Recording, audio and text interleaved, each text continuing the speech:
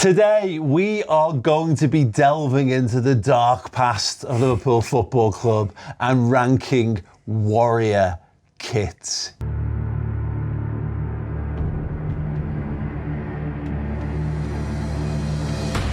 Yes, I am Paul Machin. I'm joined by Maggie Miriama, football kit expert and influencer, to be providing the fashionista eye on things, whereas I just talk about things that I remember that happened and some of the players as well. If there's anything that catches your eye in this, anything that sparks memory or nostalgia, then please do use the comments section underneath to get involved. But we were going to be ranking them boss, sound, or you're messing. To kick things off, in first episode, we did green kits. Now, we did have a discussion about this as a goalkeeper kit and decided that we weren't going to go down that pathway. I was meant to include this. I'm not 100% sure if it counts, whether it's yellow or green, but I'm going to put it here now just to let you know, in case the comments were all over it, that, yeah, I made a mistake. It was on the hanger and I just didn't include it. I'm going to say, for no reason other than I'm here and I'm wearing it, boss for that one, fine. Okay, sad. Let's delve into it then. So, Warrior, have you heard of Warrior as a brand? Not until I started, collecting football shirts. Never ever heard of them. They've obviously got some kind of tribal thing going on. I do love a bit of tribal stuff. Yeah, it's an issue. But one thing about them was they were totally unknown. They were basically a New England sports venture. They were known for lacrosse. And when Fenway Sports Group come in and took over Liverpool, they weren't obviously happy with the deals that they had in place. Adidas left, and effectively, it looks like they went away, found just someone to make kits, and then built up. But Liverpool, kind of like that, people who take £1 and turn it into $1 million, have just upgraded and upgraded and upgraded. It went from Warrior, it went from New Balance, it went to Nike, and then ultimately back with Adidas as well. But yeah, we had to go through the Warrior to get there. So we're going to go through some, not extensively, but we'll go through some of the highlights and lowlights of the Warrior era. Before we crack in, drop a like on this video and then we'll crack on. Okay, so this one is the first ever Warrior shirt for Liverpool. It was the home shirt, and I'm going to throw out the latter days of Steven Gerrard, Daniel Sturridge, Phil Coutinho for me for this one. I think, as far as a football manufacturer who had no experience of manufacturing football shirts, if you were just going to take a punt at a Liverpool shirt, I think this is a really nice looking kit. I agree. I think it is a really nice looking kit. It's nice and simple as well. We've got just the yellow and the red. McDonald's colours, but I really like it. Big fan. Yeah, 100%. And this goes back to it that so many manufacturers say, just don't fuck up the home kit. Just get the home kit right and you'll be absolutely fine. And that's what they did. Now, whether they got the away kits right, that's maybe a story for today, maybe a story for another day or a future episode. But I think they absolutely nailed it with this in terms of look. It's got the way it's stitched, it's got a pinstripe effect to it, but that's actually just in part of the actual material itself. They brought yellow in for the colouring on the shirts, which survived a few seasons afterwards. I think it's the first to have the Eternal Flames on the back as well. I think I'm right in saying that, which was obviously 96 at the time. And it's a very handsome kit. It is two things.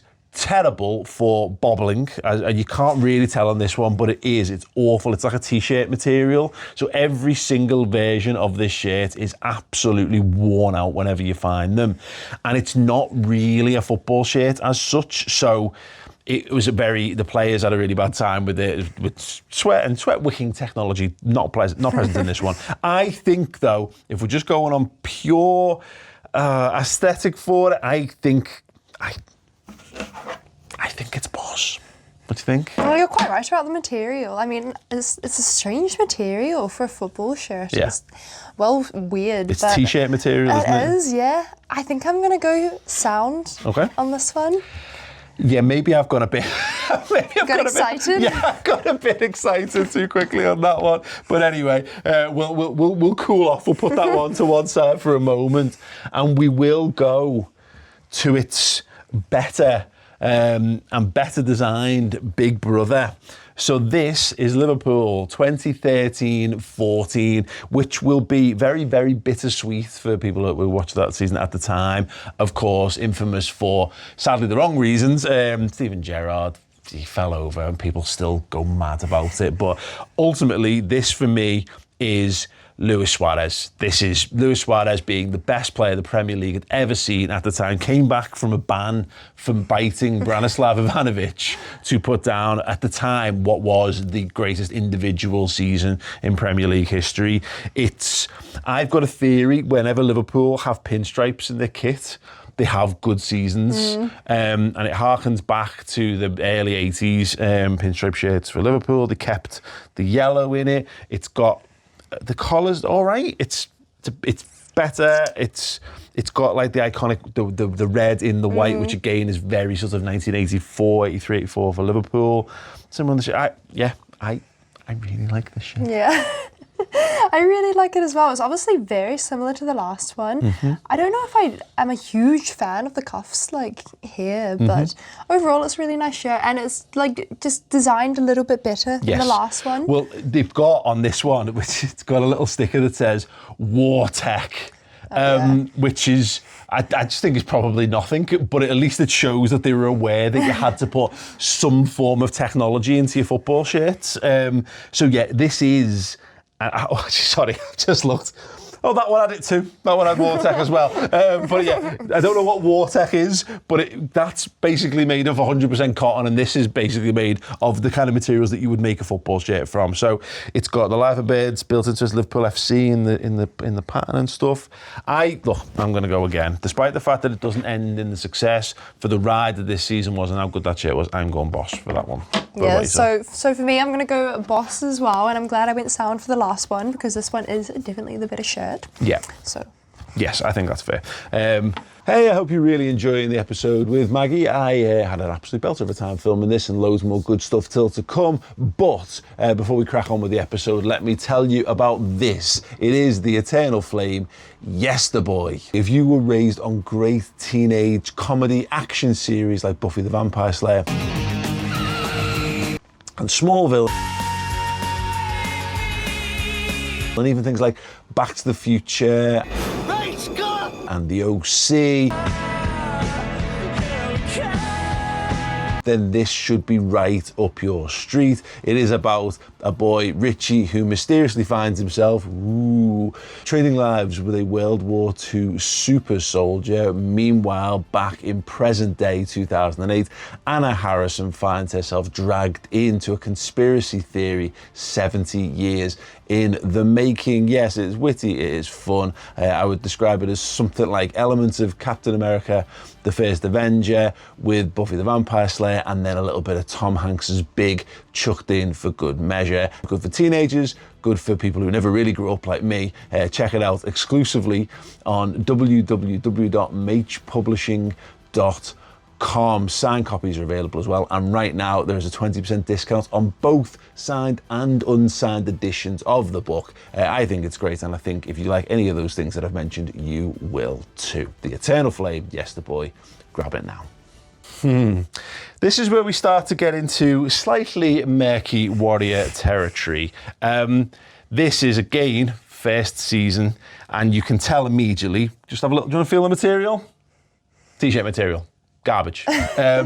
Not a football shirt, once again, despite the fact that, once again, it does proclaim to have War Tech in it. Nonsense. Now, this was supposed to be like homaging, again, a really early Liverpool away kit. It's like the sailor yoke on the top. You know, it's got like that curve thing. You know what it did? It made it impossible to wear this shirt with any other like styling. You couldn't wear a tracky top with it. You couldn't, because that shape is just so weird and overpowering. Look, it's black and grey. It's simple enough. I would say it's maybe a bit of a Gerrard shirt, this for me, but nowhere near to the level of the other shirts that I would class as Gerrard shirts. It is interesting. I don't think I'm a huge fan of these, and like, yeah, the material's awful. It feels like, it does feel quite cheap. Like, yeah. I don't know why, but like, I mean, the badge looks nice, and like, you know, it's flocked, I guess, embroidered. But yeah, I like the trim on the cuffs. I like the red. I think that's nice. Yeah. They went on, and actually New Balance went on to make a kit in these colours and much, much better than years that would follow. And again, I think this was just let's just get some shirts out with some Liverpool stuff on and kind of hope for the best. This is not a good shirt. I'm putting this in. There are no redeeming features to this shirt for me. That is a you're messing. What about yourself? I kind of want to give it you're missing, but I think I might give it sound based on its one redeeming quality to me, which had this tiny ribbed, a thin piece of fabric here. Wow. So I'm going to give it sound. I think it looks really nice. Fine margins, get it into sounds. Okay. Now, we're going to be completing the trilogy of 13-14 shirts in a moment. So this is not the first purple away kit for Liverpool. There is another a Warrior one that precedes it that goes in the collection with two of the ones we've done already. This is a Daniel Sturridge shirt for me, and we haven't got them here, but people may or may not remember. This kit had odd socks. Yeah. Now, footballers are notorious like OCD creatures, and I just thought it was wild that you can give people who can't take to the field without washing their hands an equal number of times odd socks. Absolutely crazy. I don't, as far as taking a swing, a bit like the home kit from this season, it's much more of a swing than the first. I think it's a distant homage to the 1995 quarters kit, because obviously they've kind of gone for a bit of that. Is it, right, there's nothing Liverpool about this shirt, but does it have anything redeeming going for it? I think it's minging, to be honest. I'm not a fan of it. It's just, is that the same on the other sleeve?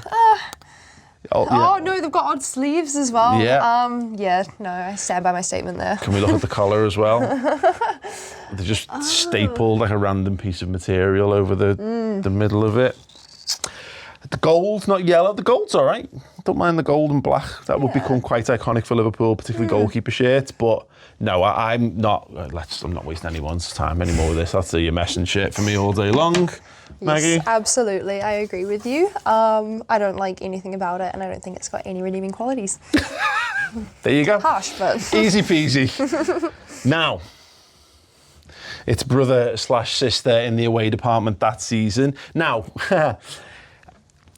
you'd think straight off the bat, this was absolutely loathed at the time, 2013-14, particularly the start of the season.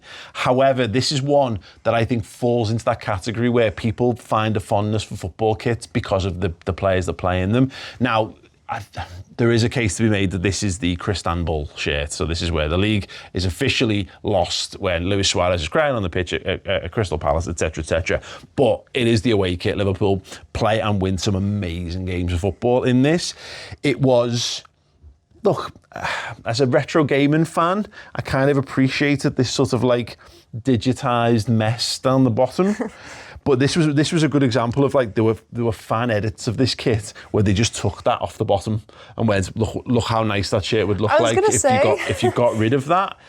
For me, it falls into I think it's nice and weird, and it's got a bit of nostalgia. So I'm going to put this in Boss, but I will hold no judgment against you if you care to not go that high. Well, yeah, no, I think you're right. Up to like here, it would make a very cute crop top. But I'm actually like not too, I don't think the pattern's too horrendous. I think it's definitely better than the purple one. And I do like the gold and the red. So I'm going to at least give it a sound. Yeah. Okay. Yeah. Yeah, it's one of the kits that I have a weird soft spot for. Again, it's that season, Warrior felt like they found their feet and went, well, we can try a few more things and not in truly outlandishly horrible ways. This is another season. We've got a couple a little bit further on. We included this one because when I put it out on the Power 4, you went, ooh. And this is a Ricky Lambert shirt for me, 100%. Am I right in thinking, comments will let me know this immediately, and maybe if I'd researched I wouldn't need to ask. I feel like this might be the last No, I think we did one more. I think Nike did one yellow away kit, but we don't do them very often anymore. Even though yellow is seen as white and yellow are the two iconic original Liverpool away kit colours from like the 70s into the 80s. I love the idea of yellow kits until I get them. And then, I mean, I'm still here in a lime green shirt, so I should say, but I had this, was desperate to see it, and once I had it, I didn't wear it. And again, it's that pattern on the top. It's such a weird shape that it made it hard. You couldn't wear tracky tops that had like angular, straight angles and stuff on it. It's a weird shirt. I don't hate it. No, I do. I'm giving it a mess. I'm sorry, Maggie, because I know you quite like this one. Yeah, I'm actually quite fond of this. I've got like a upcycled crop top version, and I've worn it out, and I think it's dead cute. I like the colours, and it's kind of got the same trim as like the one 2 shirts ago. So I'm actually quite a fan of this. Yeah, it's got no crazy patterns on it either. I mean, I'd prefer it without this kind of red thing down here, but I'm actually going to give it boss. Okay. Yeah. Wow. And the first big split of the episode. Fair. Absolutely fair. Yeah. It's just, again, moving on. Yeah. Okay. So this one is right at the end of Warriors' tenure. It is signed by a player, and it says 21. Is that what is it, Lucas, maybe? I can't remember. Anyway, here we go. It is here. It is long sleeve, and we know I'm a big fan of long sleeve shirts, so that gets something. It was, people didn't like it at the time. One of the things they didn't like was the fact that it was the gold liver bird and white there, which I honestly don't hate, if I'm being perfectly honest. It's all right. It's a bit of a wacky sort of design on the actual shirt, and this is the last Steven Gerrard home shirt as well, so that reminds me of at Anfield saying his farewells against Crystal Palace. I agree with what you said about the gold and the white. I think if they just left it either gold or white, it would probably take it to boss, but for now I'm going to give it a sound. Obviously it's a long sleeve, I love it. And yeah, you're right, it does have a bit of a wacky pattern actually on the back. But this has got it's like a 3D geometric LFC pattern on it. The collar's a bit weird as well. I don't really get what they were doing with these like bullhorn things on the front.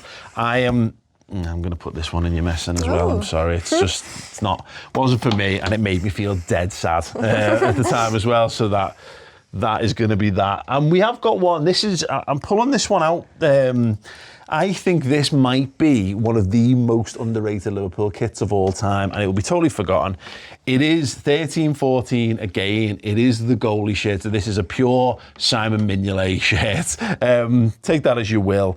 It is basically exactly the same pattern as the home shirt, but it's white and black. So like, they should have done a short sleeve version of this. This could have been the away kit, and when we're considering, people not liking the mad patterns on the bottom, they could have just made that the away shirt and had done.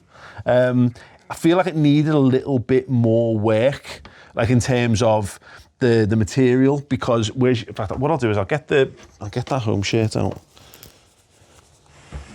In fact, if you hold that one up for us, please.